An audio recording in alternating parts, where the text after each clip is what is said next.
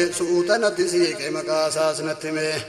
Na baruu barbaannaa maqaan koo Ibliisii, maqaan koo kan biraa abbaa gammachiisi. Fata jechuu feenaan bakka deemtu dhiisi. Akkinni su jedhee nanuu mana rabbii jechaaf gochisaallee yoo na raase qalbii. Ibliisis naan jedhee atuu dargaggeessa takka fataa jettee ta'uu hubachuu dandeessa. Fata jechuu feenaan saahiba koo ta'ii salaata kee dhiisi wajji deemnaa ka'ii. Zinaas dabalatee kan shiishaa fi kamrii natu harkaa qaba kan hundaatu amrii. Yeroo gabaabdutti haala si mijeessa baasii tokko malee anatu si keessa. Dheeraan fungaan akka kootii inni funyaan dheeraa hundumti keessan nagaa jirtu miti jajjabaattu. Tiktookiin akkamitti isin qabee jira? Galatoomii Aliimaa hayyee wanta irraa dhufnee jennee dhimma irraa dubbachuuf laayivii seenee jedhee inni guddaan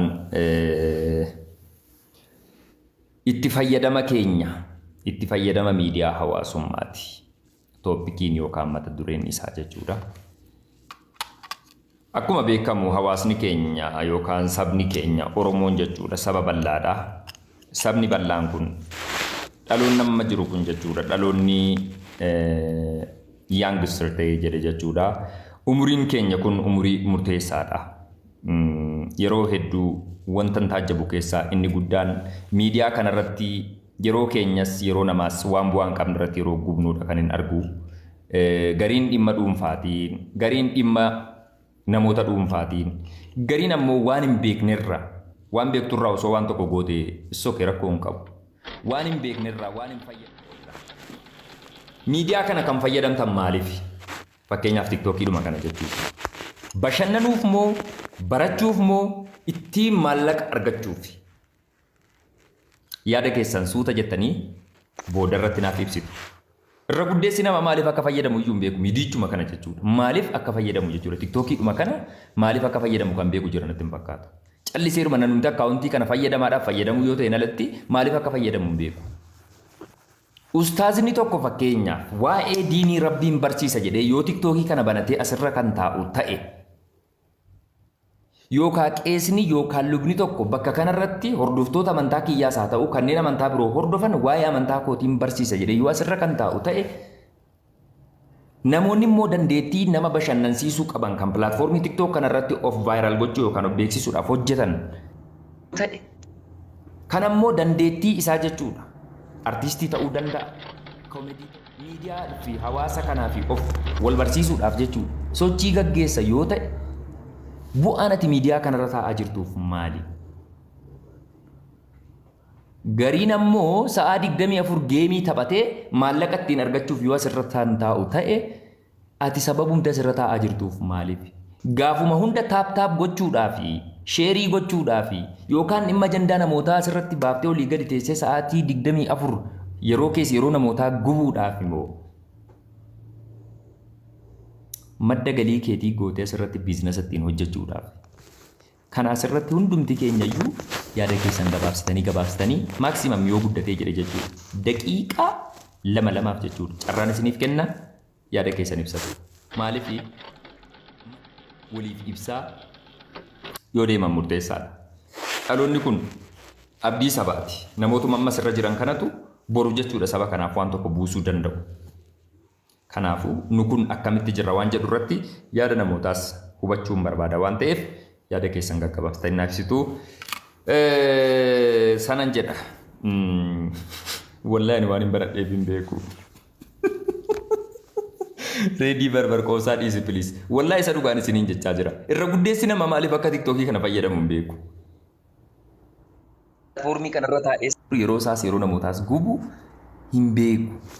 Kana yaada keessan gaggabaabsitanii naaf ibsitu jechuudha. Jalqaba irratti. Assalamu alaikum. Wa alaikum salaam warahmatullahi wabarakatuh. Ramira. Kammaamee jirtaa? Nagaa kooti galatti beekamu. Nagaa alhamdulillah. Mata duree keenya hubattee ture yaada. Hubadheera wallaahi.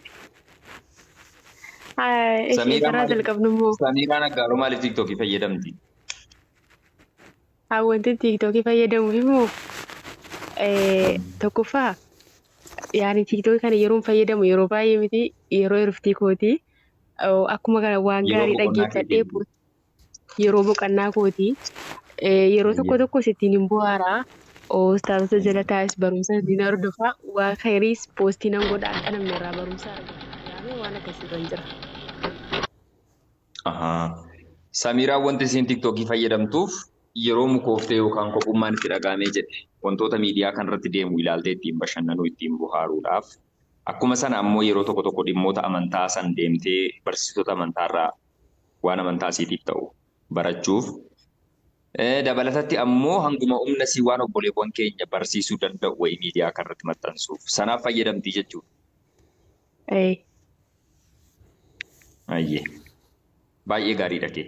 Kun waan tokko maaliif akka fayyadamtu beekuunu waan guddaadha waan ta'eedhaa fi jajjabaadhu hanga dandeesseen immoo barnootni kallattii tokko qofaan hin deemu. Kan amantaa keetis barachuu cinaatti barnoota waliigalaa namoota barsiisan jiruuf jireenya kee keessatti kan si fayyaduu danda'u yookaan immoo kan barnoota siif ta'uu danda'u wantoota akkasaas qayyabachuudhaaf wantoota si fayyadan akkasiittis deemiitii fooloo godhiitii namoota akkasii hordofiisiin jechuun barbaadaa ulfaadhu galatoomii Samiiraa halkan gaarii siif haa ta'u.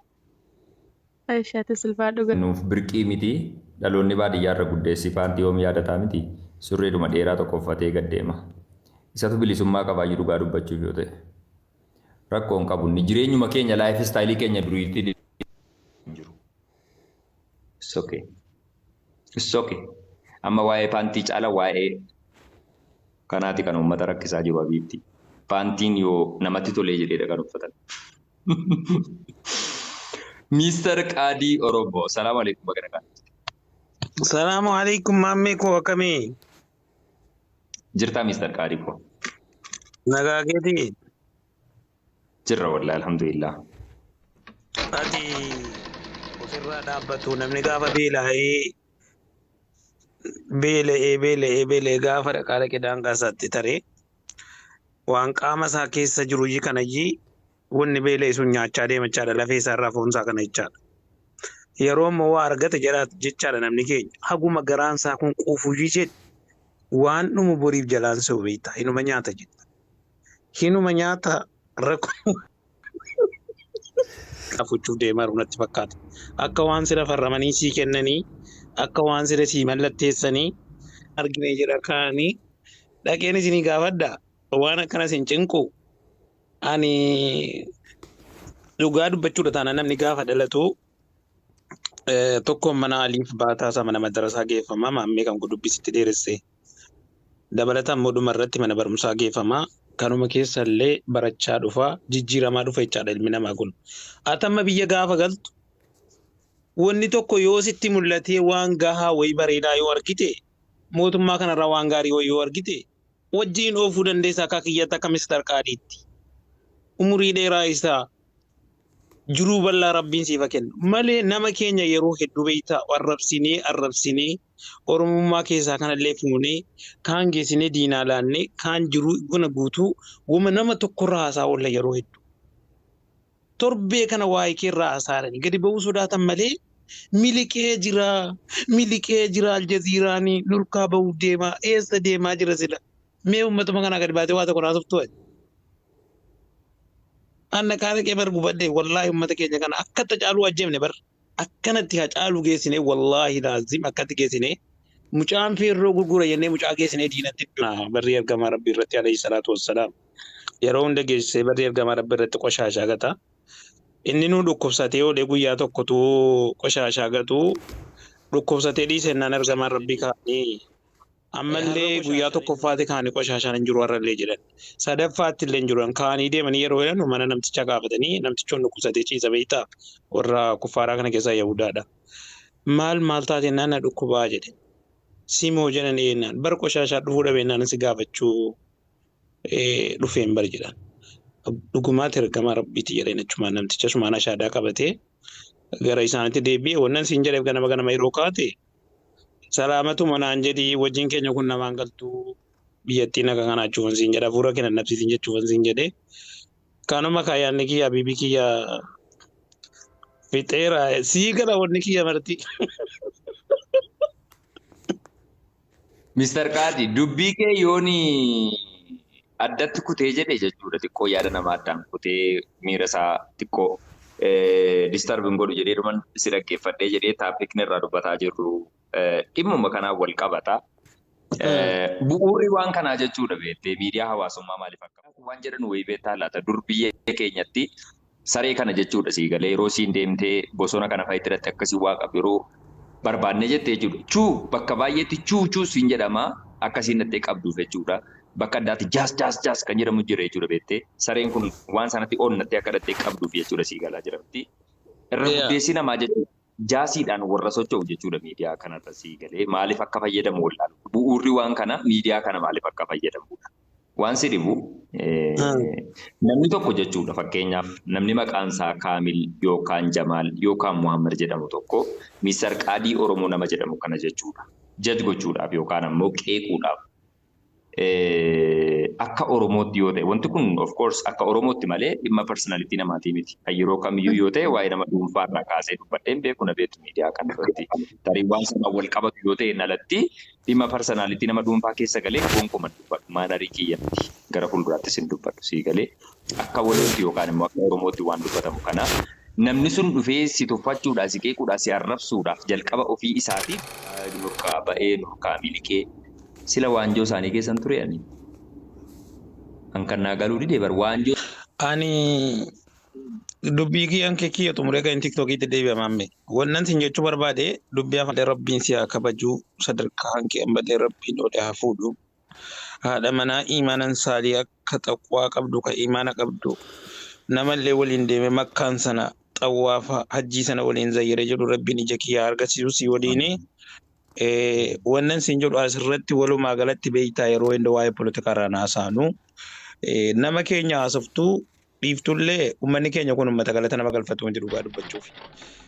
Mariin kana uummata diina nafxeenyaa kana biratti warra wayyaanee kana biratti warri biyya Awurooppaa kana keessatti Ameerikaa keessatti gaachina nu godhee Oromoo farasni nu jedhee ganda guutuu kanarratti nu beeskisee dubbii dubbatu dubbii laaqu. Atama maamme yeroo dubbattu yeroo hedduu dubbiin si keessaa baatu dubbii kwaalitii irraa dubbatta. Nama tokko tuun arrabsin. Si jajuuf tuun ta'in miti hojii kee himaati. Maaliifi akka namaa kana gadi baatee wanni namni biyya galee qabamee hidhamu beektaa yeroo miidiyaa kanarratti waa dubbatu dubbii laaqa jedhe. Nama hedduu arrabsaa hore fagaa rabanii Oromoon naa jechuuf siyaasni akkasitti naasaama. Bakka itti galtullee dubbiin haasa'uu qofaa miti bahallee galallee beekachuun gaariidha. Ani kanaafi ati yaadnati jirtu akkuma kee kanaa duraallee duddubarraa qabanii haga dhumaa si agarsiisanii wanni keessa eksi wayisirra kaanu jiru. Ammallee akkuma kanatti jabaadhu rabbiin si haa eegu. Sila diinaa wal makaa wal keessa jirra. Manni keenya ollaa mana kiraadha. Wanni ni keessa jiru Oromoon silaa manni siin qabdu kondominiis mataan qabdu hin jiru. Kanaafi tiktokii wannan fayyadamuu fi ani barachuufanii irra caalaa immoo xiqqoo si yeroo naalee shamarreen babbareedduu kun dirree tiktokii kana jiranii maammee koo achitti dhiifamanaa godhi. Gizee tokko jarmaa olii yoomfataa jedhe bakka mataan kiyya fayyaana ta'a. Irra caalaa immoo barumsumaaf hin dhufaanas. Barumsa.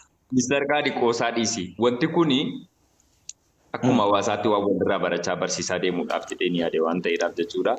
Qoosaa dhiisi siiriyeesii natti dubbata. Dhugaa rabbii ani barumsaaf dhufaan tiktokii kanarra. Rabbiin kiyya shaahid. Ana gad dhufuuf asii akka nama duuriyyeef miti. Jaarsa jalatti guddadheen. Hiriyaa abbaa kiyya akaakayyoo jiranii biyya akka tiktokii kana jaarsa sana jala ta'a dur dhaqee seenaa xaaliyaanii kanatti himanii akka xaaliyaaniin itti cabdee akka koloniin biyya keenya akka jimma kana guraageen nu keessa guuttee akka guraagee biyyaa bahee jecha.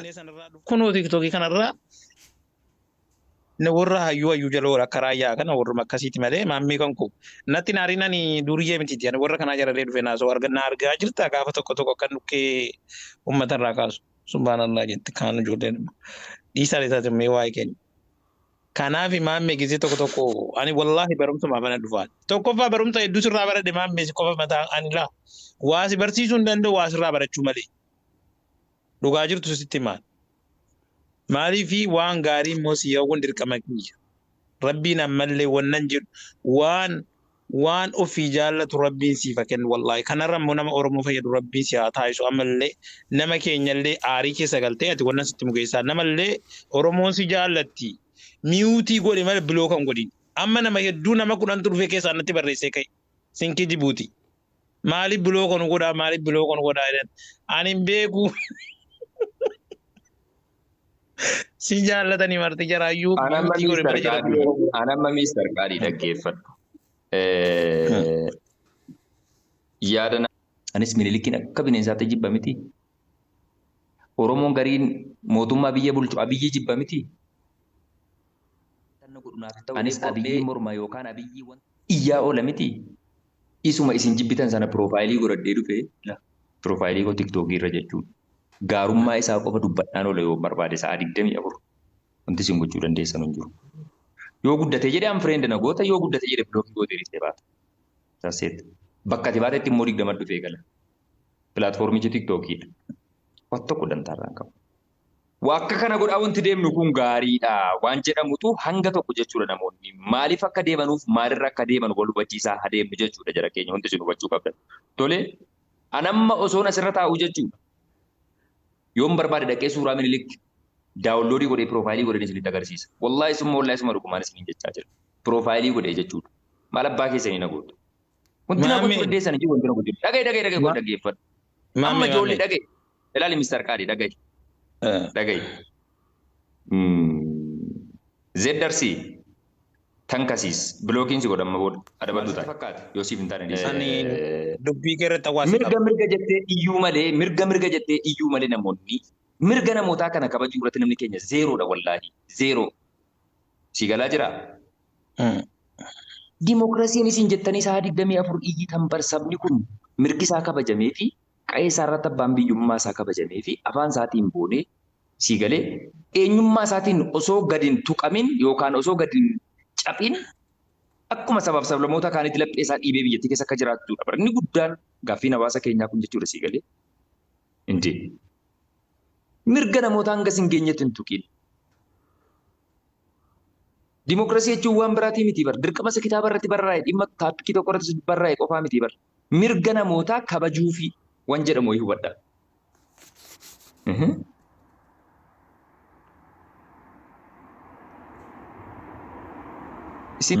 Anamma sanayyuu miti gaa. Nuyi namni anamma bakka dhaquu qabu miira ibsachuus haa ta'u wanta barachuu qabus haa ta'u irruma deddeemna malee wanta qabatamaa hin qabu nama wanaatti gara fuulduraatti garuu jiraachuu mala. Ammatti wanta ni gastii ergadhee fi waan tokkodha.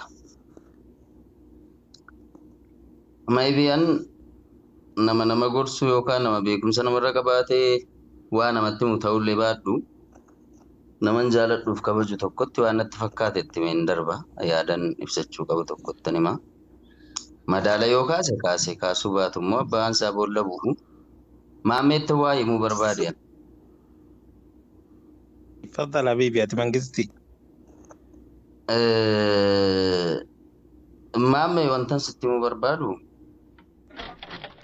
nan beeka keessa fageenya irraas haa ta'u qaamaan sitti siqee wajjin jiraannee wajjin bullee oollee wajjin nyaannees hin beeku. Inni fageenya irraa akka jirutti ta'ee jechuudha. Har'a miti kan wal barre. Garuu akkaataan ani itti si beeku sanarraa ganna harkaa buuteetta. Kwaalitii an dura irratti si beeku sanarraa gadi bu'aarta. Wanti gassi buusu kun immoo maybe akkas waan xixiqqoodhaaf si miira keessa galu takka argee hin beeku. Si bakka kennu argee hin beeku. Gidduu kana waan anillee dhiifama irratti afaan dubbisi qaba. Jecha nama jedhe irratti namni gadaanaan tokko akkati tiktokii kanatti fayyadamanii haasa'an hin beeku beektaa. Tiktokiin kun haala sadii wayitiin haasa'amti. Haasaa mana keessatti gungumanii haasa'anuu fi haasaan karaa irratti haasa'anuu haasaan ati immoo asitti dhufte jeneraalaan nama jeneraala guutuu kanaan akkamitti akka waliin haasoftee kofalchiistee dubbiin keelletti fudhachiistee irraa fudhattee baatu kuni haala addaa wayii taasisa. Maammi amma nama mana keessatti haasa'e tokko yookiin namni hin taane yoo si arrabsee kara deemaan tokko si arrabsee jecha kanaatti deebii laattee kaayyoo kan kee gufachiisuu waan akkasii yaada akkasiitti nama kanallee yaada kennuu qabu jechuu kiyya beektaa walumaa galatti. Kanaaf akkuma duraanitti kaayyoo kan kee qabattee namna sirraa akka gingilchaa gilaabixoo kana gannaqu gadanaqu karoora waan karoorsite akkuma Illikii keessa galta taanaan fudhatamummaan ati na biraa qabdu akka waan gadi buuteetta fudhadhachu. Deemsisu kun immoo ta'uus hin qabu. Ati nama guddaa warra xixiqqoo miti namoota gurguddaatu waan guddaa sirraa eega.